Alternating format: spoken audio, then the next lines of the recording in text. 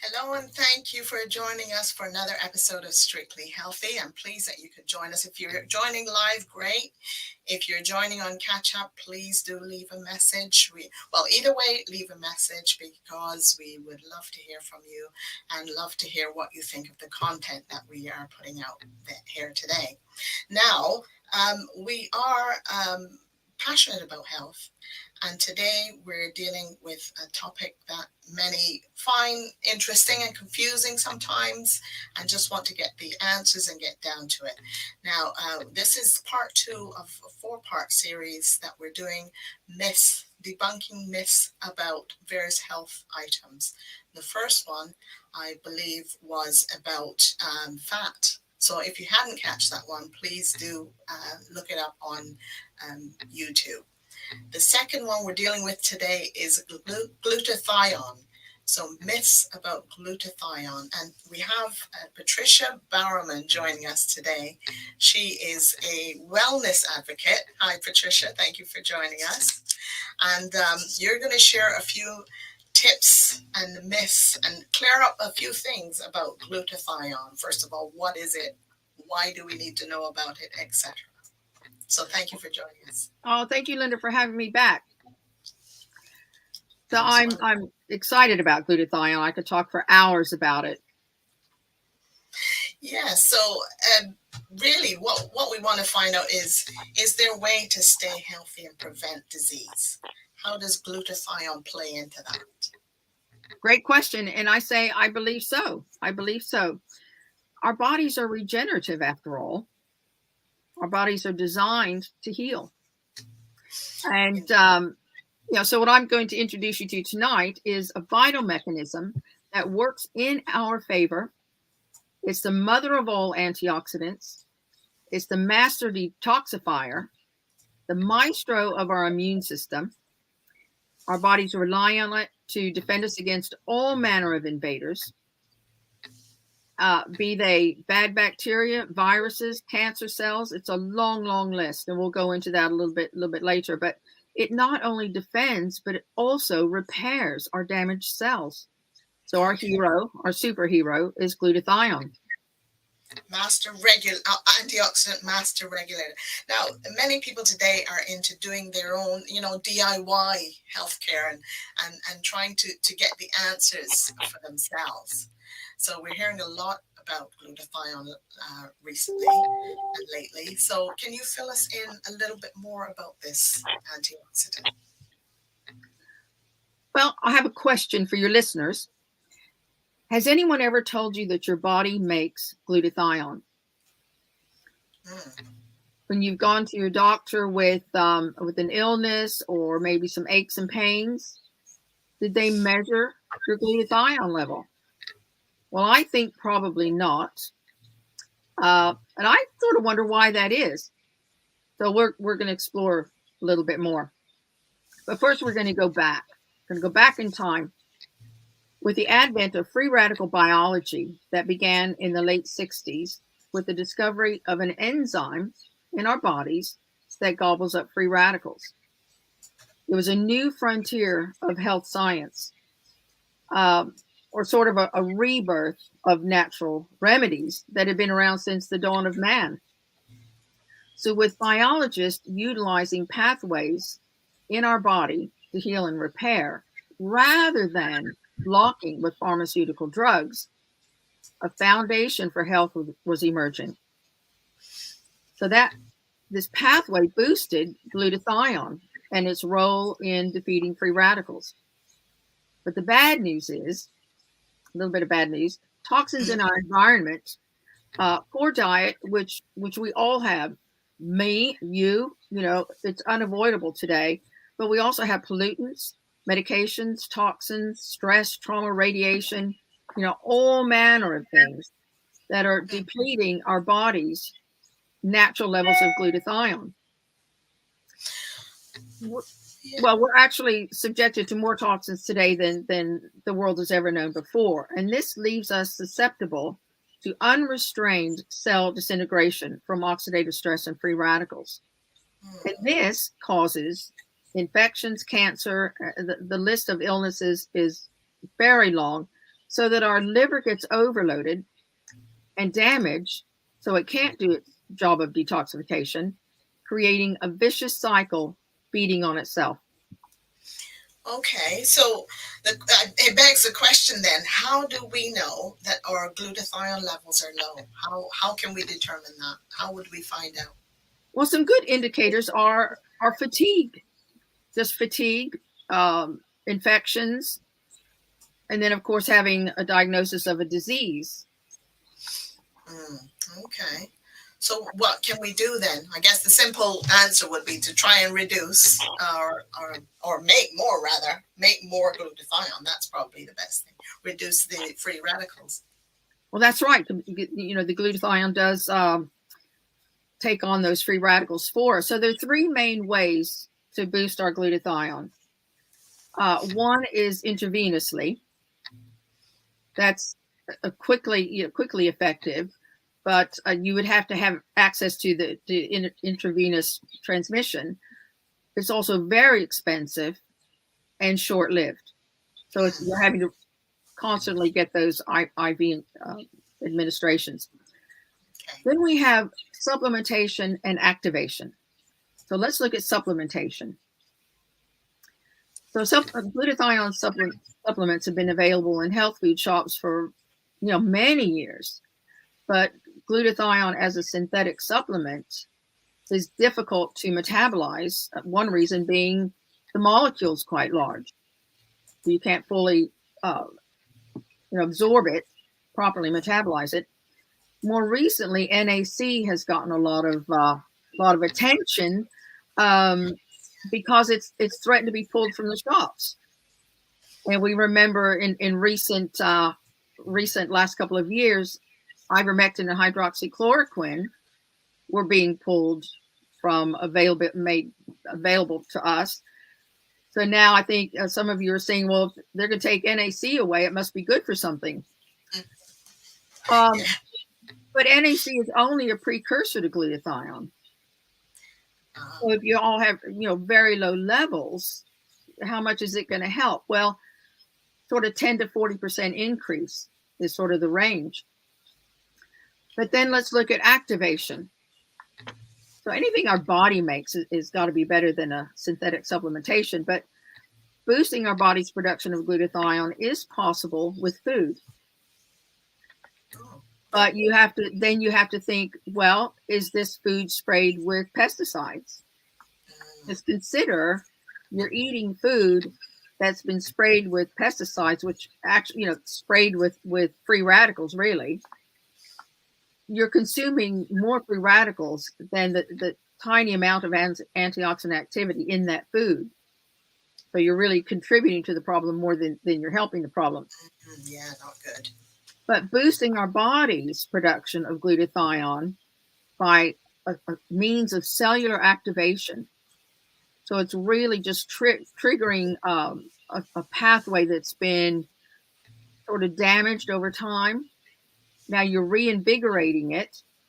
And so that's boosting your the enzymes that make glutathione to be produced. So cysteine is one of the key amino acids to make glutathione, and it gets into the cell and upregulates our glutathione synthase.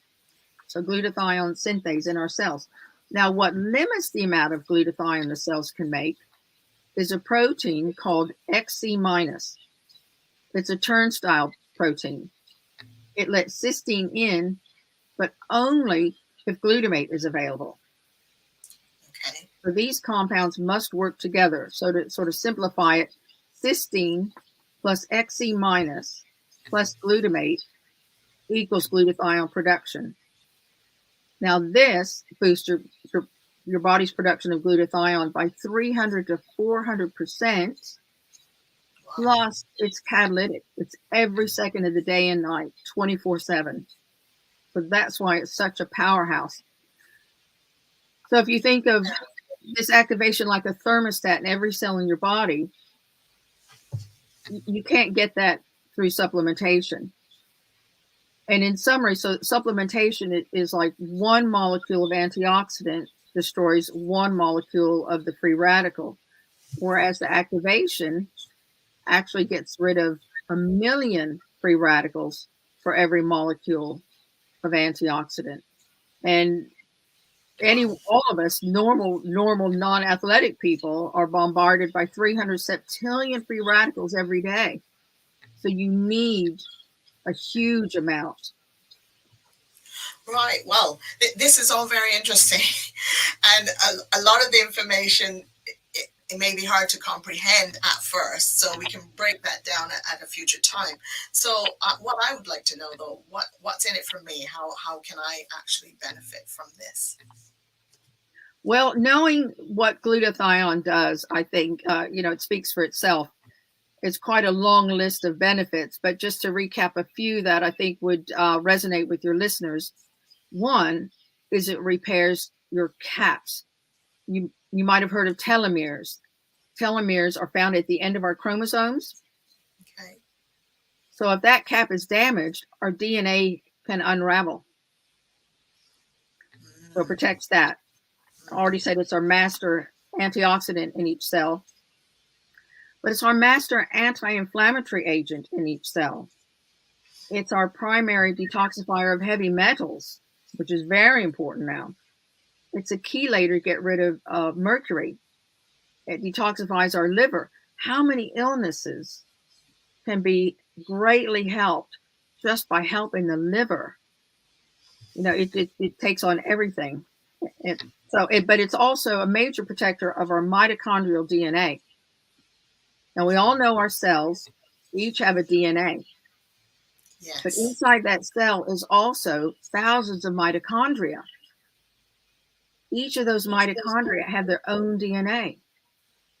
Now, mitochondria, if your listeners aren't familiar, they're like our energy generators.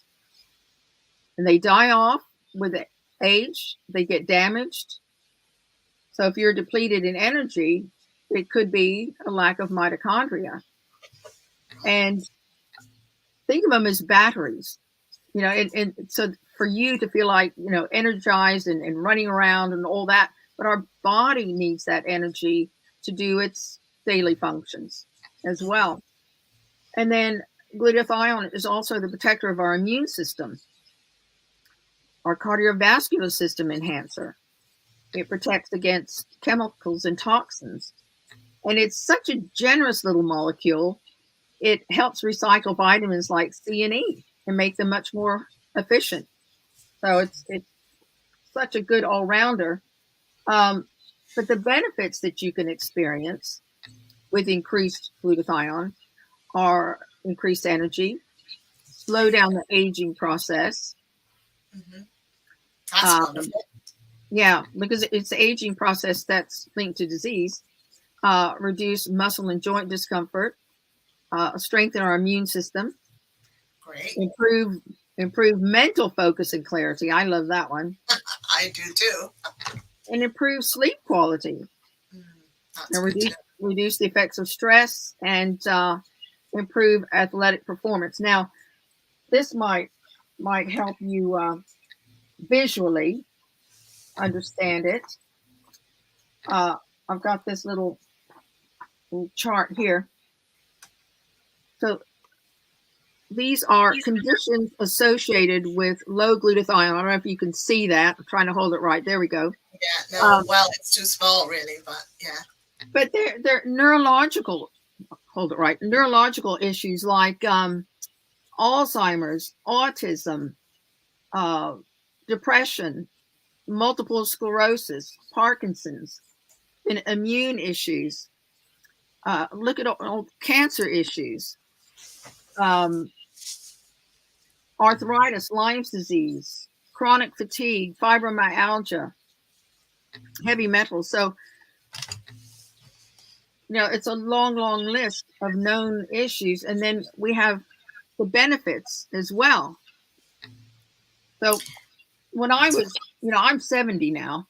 When I was growing up, no one had heard of autism. It was never talked about. And now 1 in 9 children are going to be diagnosed with autism. And cancer wasn't even mentioned when I was a kid. And now it's off the charts. 1 in 2 of us will be diagnosed heart attacks were the biggest fears when I was a kid, and now we're all dying of degenerative diseases instead of natural causes. Mm-hmm. Very, very interesting. Excellent. And I'm sure people will have loads of questions and want to learn a little bit more and understand a little bit more and possibly get that a copy of that PDF that you were holding up. Oh yes.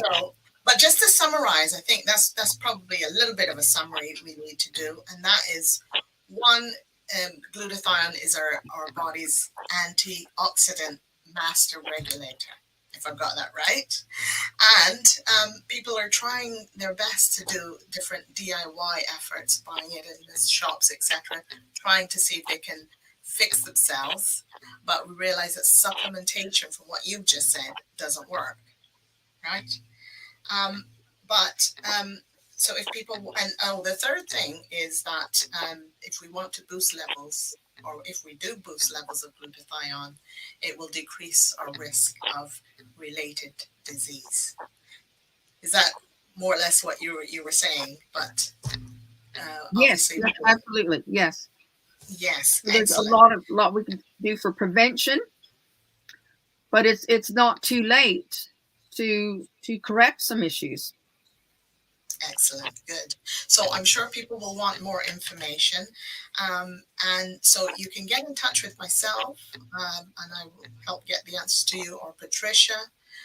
You can also perhaps go back to that person that invited you on this call today, because we sent out loads of invites. So hopefully we can field some of the questions that you might have. Now, as I mentioned, this is a second part of a 4-part series. So next time we will be debunking myths about bread. So that will be also very interesting, I'm sure. And then the follow-up to that one will be debunking myths about gut issues. So hopefully you can join us then. Thank you for joining us now and watching us on Catch Up. And of course, you can follow on Strictly Healthy, Facebook, Instagram, and LinkedIn. So thank you again for joining us. And thank you for Patricia for your information and your expertise. We'll see you next time. Bye for now.